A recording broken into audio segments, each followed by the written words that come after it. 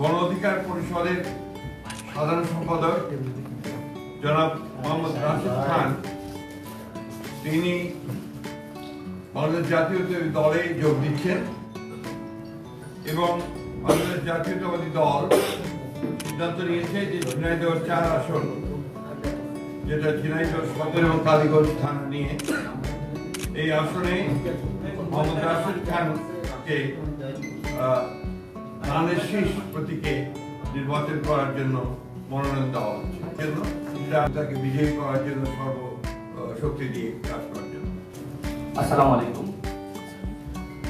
বাংলাদেশ জাতীয়তাবাদী দল বিএনপির সংগ্রামী মহাসচিব, তাকে অসংখ্য ধন্যবাদ।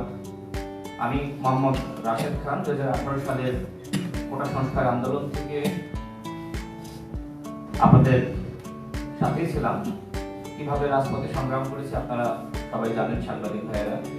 বিশেষ করে জুলাই গণঅভ্যুত্থানের সময় আমার পাশে বিএনপির স্থায়ী কমিটির সদস্য জনাব সালাউদ্দিন আহমেদ এবং আমি রাশেদ খান, গণ অধিকার পরিষদের সভাপতি নুরুল হক নূর, আমরা তিনজন একসাথে এই আন্দোলন সংগ্রাম সমন্বয় করার কাজ করার সুযোগ হয়েছে এবং আমাদের সংগ্রামী মহাসচিব যে সময় তিনি গ্রেপ্তার হন, বিএনপির সংগ্রামী মহাসচিব আমাদের সালাউদ্দিন আহমেদ ভাই, তিনি ইন্ডিয়া থাকলেও এই আন্দোলনকে যেভাবে সমন্বয় করেছেন এবং আমার ভূমিকা সম্পর্কে আসলে আমি বলতে চাই না, সালাউদ্দিন আহমেদ ভাই তিনি জানেন, তিনি বলবেন। আমি এতটুকু বলতে চাই, বাংলাদেশ জাতীয়তাবাদী দল গণমানুষের অধিকার প্রতিষ্ঠায় লড়াই সংগ্রাম করছে এবং শহীদ প্রেসিডেন্ট জিয়াউর রহমান, যাকে আমি নিজের আদর্শ হিসেবে মনে করি, বর্তমানে বিএনপি নেতৃত্ব দিচ্ছে জনাব তারেক রহমান, তিনি আমাকে অত্যন্ত স্নেহ করেন, ভালোবাসেন। ফ্যাসিবাদ বিরোধী আমল থেকে তার সাথে আমার সম্পর্ক।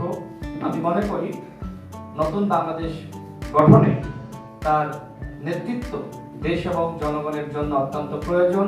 আমি বিশ্বাস করি সংস্কার, বিচার এবং সুষ্ঠু নির্বাচনের ক্ষেত্রে জনাব তারেক রহমান গুরুত্বপূর্ণ ভূমিকা রাখবেন। আমি রাশেদ খান আজকে বিএনপিতে যোগদান করেছি এবং জনাব তারেক রহমানের নেতৃত্বে ইনশাআল্লাহ দেশ এবং জনগণের জন্য সংগ্রাম করে যাব, কাজ করে যাব। আসসালামু আলাইকুম।